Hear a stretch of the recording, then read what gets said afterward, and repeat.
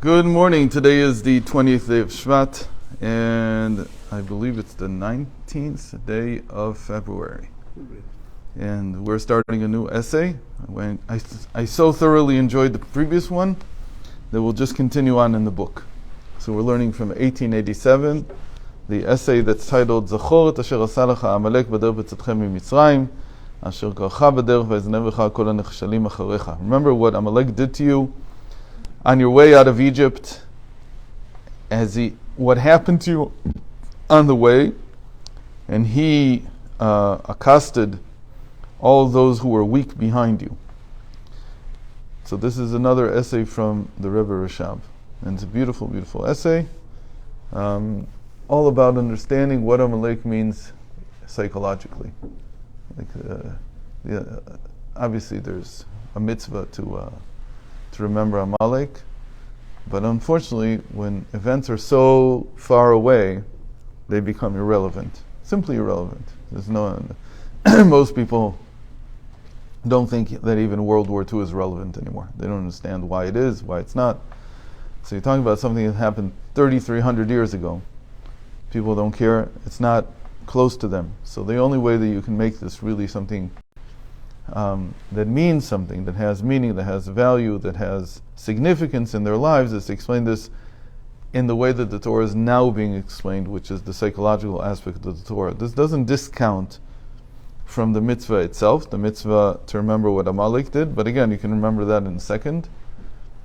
And then by understanding the psychological aspect, you can begin to understand why it's relevant to you now, at this time. Okay, so let's see, what is Amalek psychologically? What did they do? And what does it mean to eradicate them? Because obviously there's no Amalekites around anywhere.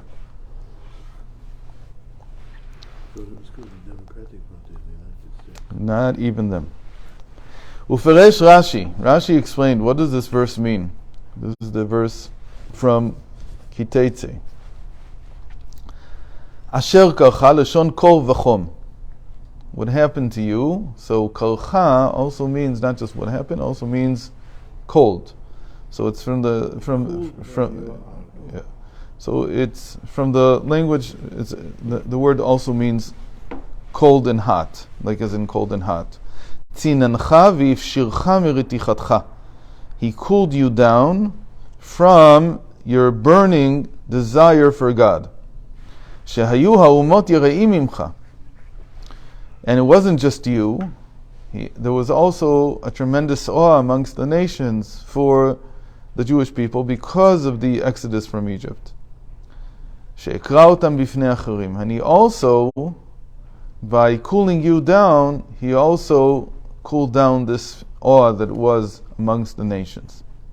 U'le'avin zeh, to understand this, tzarich le'avin ma de'ita b'midrash rabbah Reish Parashat Yitro, and so this is actually a direct continuation from what we learned about Yitro.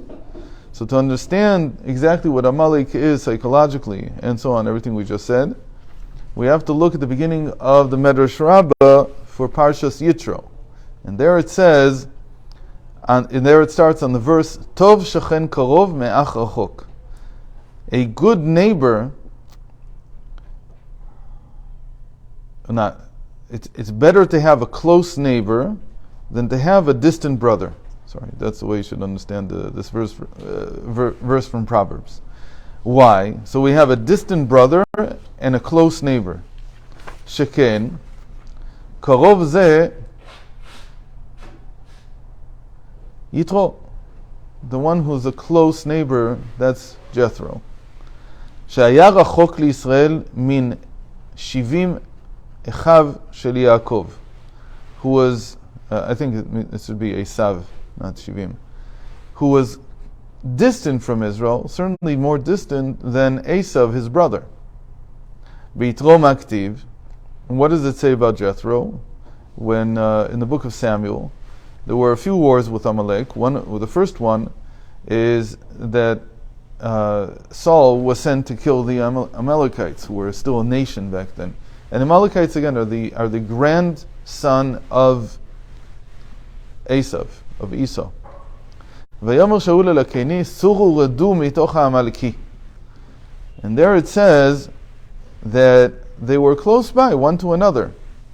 The Amalekites were the brother of Jacob, because they're the grandson of Esau. And the Caini are the descendants of Jethro. They live together. ובעמלק כתיב זכור את אשר עשה לך עמלק.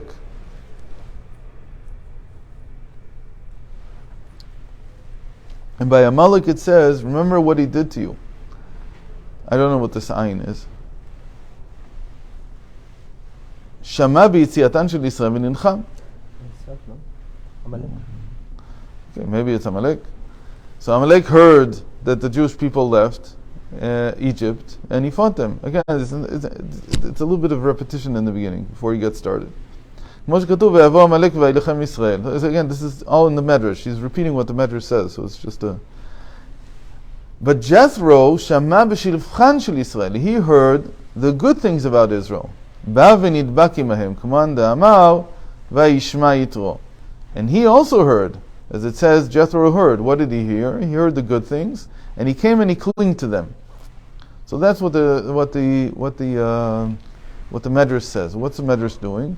It's telling us that Yitro is like a close neighbor, and Amalek is like a distant brother.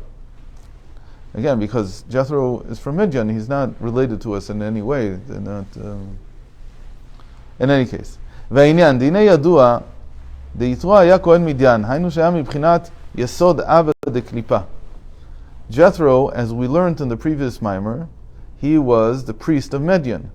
And being the priest of Midian, he's what he calls here the foundation of father, Yesod Abba, of the Klipa. It's like we said, that what that means is that he wasn't just a priest. He was the wise man of that time, of the Klipa, of the impure husk. As the Ramaz, Reb Moshe Zakut, he writes in his commentary in the Zohar in the beginning of Parshas Vayakel. And he is the opposite, the exact opposite of the wisdom of holiness, like what we saw last 2 weeks. And as we said, Midian means argumentation and quarreling. Madon v'riv. And here he quotes his previous mimer, his previous essay that we just learned. And because Jethro converted, he submitted himself to holiness. By doing that, he drew down an incredible amount of light, as we saw. Where did he draw the light down from? So now he's going to tell us again what happened. And it's going to be, and you're going to be a little hard pressed to understand that he just is saying exactly what he said in the previous essay. He's going to state it in 2 sentences. It's going to be a synopsis, like a summary of the entire long essay that we learned the last 2 weeks. How does that work? When he brought down the light, ad she'iter parasha achat b'Torah, he added another parsha in the Torah. Which parsha? So usually people will say the giving of the Torah, but it's not the whole giving of the Torah. The giving of the Torah would have happened anyway. So the parsha that he added is a parsha in which he told Moshe Rabbeinu how to set up the courts. That's the parsha that he really added. And the fact that there's an extra parsha that's now describing this, how to set up the courts, that shows that he brought down new light from above. Because why couldn't the Jewish people do this themselves? So now he's going to restate the whole conclusion that we read in 2 sentences, and you have to think hard why this is the same thing. דיני ידוע דנשמות ישראל על ידי לימוד שבתורה, על ידי לימוד התורה לשמה, לשם התורה, ממשיכים תוספת אור אינסוף בתורה. It says when the Jewish people study Torah for its own sake, lishma, meaning that you're not looking for any kind of reward. That's how the Rambam defines lishma. Lishma means you're not looking for a reward. It's only for the sake of the Torah. Mamshichim tosefet or ensof b'Torah. They add more infinite light into the Torah. Now, how could we add light into the Torah? Because we said that the Torah that we have below is what we call the novlot chokhmah. It's the low-hanging fruit, and the Torah above is the mysteries of the Torah. Ta'alumot chokhmah is the higher wisdom, and one is the source of the other. So when you learn for its own sake, you're adding infinite light into the Torah. Where?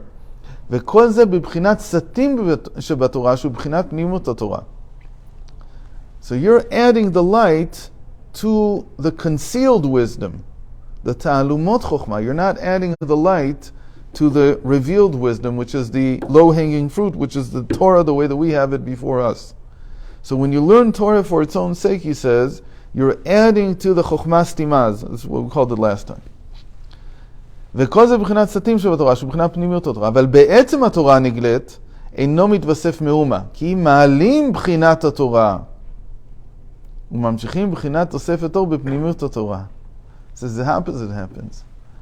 Because we're adding light into the concealed aspect, what are we doing to the revealed aspect? We're weakening it. Ma'alim. You're causing things to become hidden. This is a very important thing. What is he saying? He's saying that the more there is concealed wisdom, the less the revealed wisdom takes up space. Or the less it's seen, the less it's revealed. It's a very important thing. How do we know this? How do you know that it's true? What's the source?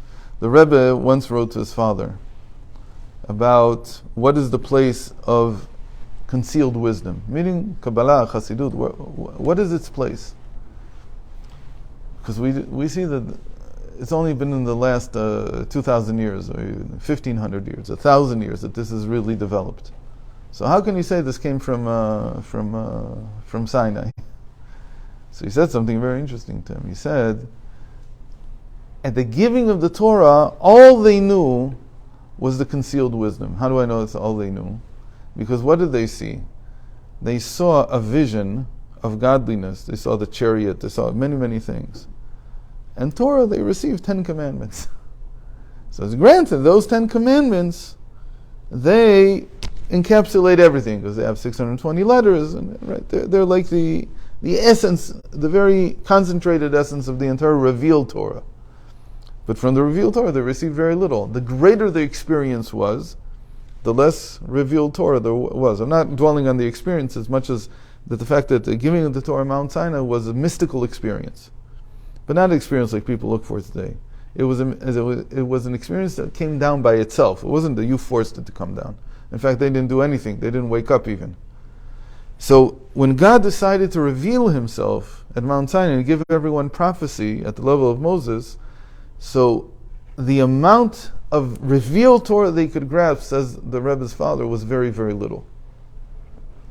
And the further away they got from that event, the greater the revealed Torah became. So he said it works this way, that when Hashem gave the Torah, everything was the concealed, and the revealed was very, very little. And the further away from that you move, the more the concealed shrinks, until it was, in the Second Temple period, it was almost gone. They didn't even talk about it. Very few people knew about it. And everything became the revealed Torah. He says that's how it works. And now, he says, in our generations, the revealed is not shrinking, but what's becoming more and more important is the concealed. He says now it's like a reverse process. That what's now being revealed more is the concealed. So that's what he means here, that the more you add to the concealed Torah, the less you can see of the revealed.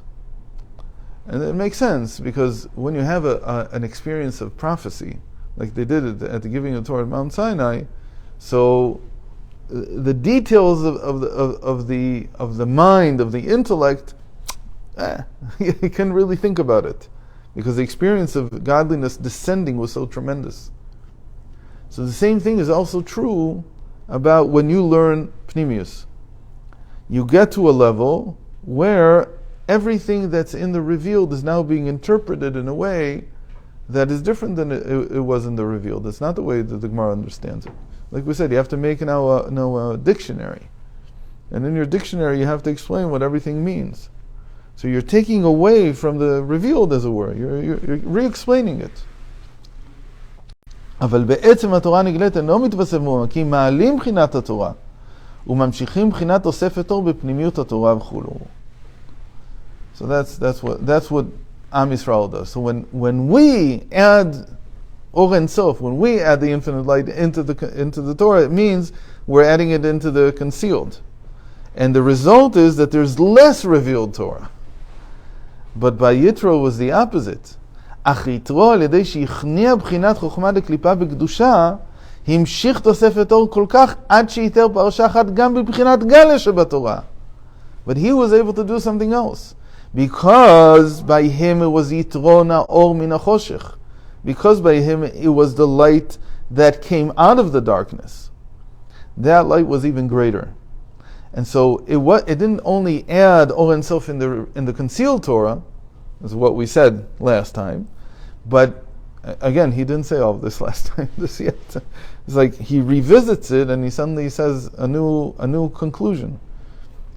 So Yitro, by converting, not only added new light into the concealed Torah, but this new light came down all the way down to the revealed Torah, and he was able to add another parsha in the revealed Torah. This is an incredible thing that he's saying. והגם שמבואר בכמה מקומות בישראל עושים רצונו של מקום, שעל ידי הביטול של למעלה מטעם ודעת קבלת אור מלכות שמיים שהוא בחינת נעשה קודם לנשמע, על ידי זה ממשיכים בחינת אור אינסוף בעל הרצון, שהצטמצם ברצונות פרטיים. יש לומר, דלום מבואר שם דין. So he says there's a little bit of a contradiction here. Why? Because we know that when we do God's will, we limit His will. It's very interesting. We do God's will. Osim retzono shel makom. That's the language that the sages use. The plain translation is we perform God's will, but in Hebrew it's we make God's will. So what do you mean? What do you make His will? It's going to explain in a moment that God's will is infinite. He could have wanted anything. When we do what He wanted us to do through the Torah, we limit Him into the Torah. So that sounds like that we're revealing the revealed Torah more. Because He's becoming more one with the will that He revealed in His Torah. And that's so that seems to be a little bit of a contradiction. Again, it's not so much a contradiction because here we're doing God's will, performing something, and before we were talking about learning for its own sake. And doing a mitzvah and performing a mitzvah and learning for its own sake are not exactly the same thing. But he says, but it's a little bit of a contradiction. על ידי זה ממשיכים בחינת אור אין סוף בעל הרצון שהצטמצם ברצונות פרטיים, יש לומר, so the answer is, דהלום מבואר שם דעניין המשכה ומדהלום מצד עצמות האור אין סוף, הלא אם צדקת מה תיתן לו, ואינו תופס מקום כללות עניין המצוות, ונשמות ישראל הם עושים רצון של מקום שממשיכים שבחינת אור אין סוף בעל הרצון, שלמעלה מבחינת המצוות עצמן, שהם הרצון הפרטיים, ובחינת בעל הרצון הוא פשוט בתכלית הפשיטות, ולמעלה מבחינת רצון פרטי, והתלבש בבחינת רצון במעשה המצוות, שהמצוות יהיו תופסים מקום. So he says, really, because God's will is above even the mitzvos, because it's a simple, it's an essential will. So by performing Him, it's like we give God a cheshik. How would you say cheshik? Like a desire to see His will being performed as it is in the limited version in the Torah. This is not good news for people who don't want to do mitzvos. Because basically what he's saying, he's not telling you, go up to the Baal HaRatzon, go to the one who has the will, who's above the will itself, and there he can want anything. No, it's saying on the contrary, that everything that you do can become a mitzvah. What's that mitzvah called? That everything that you do is a mitzvah. It's called B'chol Drachecha De'eu. You know Him in all your ways. And even this is how Chabad works in this generation for sure. That even in the simple things that you do that are chulin, that they're not a mitzvah, you can consecrate them, you can sanctify them and make them into a mitzvah. So not only do you have the 613 mitzvot, but you now have even the mundane things that you do, they become mitzvot. So he says that's not exactly the same thing, because we're not revealing anything more or less in the Torah.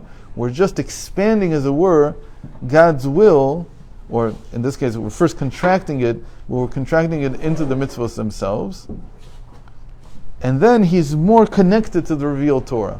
But it's not like revealing something new in the Torah. It's just qualifying the will, making sure that it's first of all, he wants this.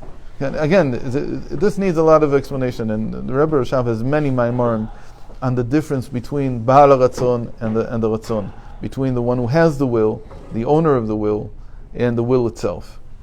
Okay, well, we'll just finish this parentheses.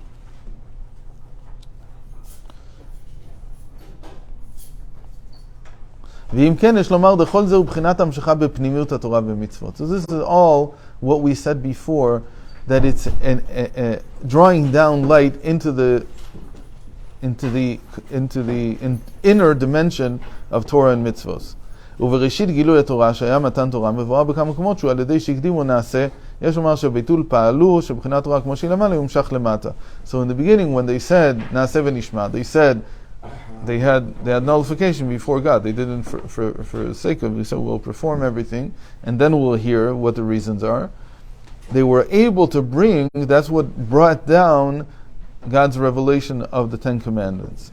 וגם זה יש לומר שעל ידי כי ברח העם שברחו מן הרע שבמצרים היו משוקעים במתת שערי טומאה וברחו מהרע בתוקף גדול להידבק בבחינת אלוקות אך יתרו הרי הוא הוסיף בעצמו פרשה אחת בגלל ידי תורה.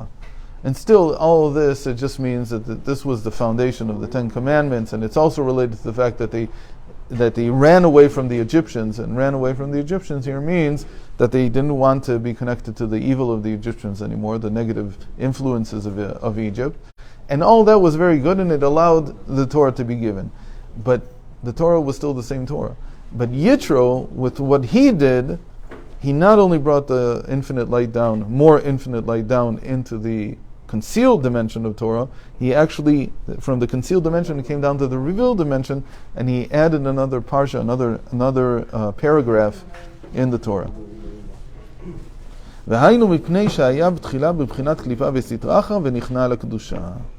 And that's all because he was first in impurity, and he converted and he submitted to holiness. So this is basically a synopsis of what we did in the previous mimer, and tomorrow we'll continue from here and continue to see how he develops this.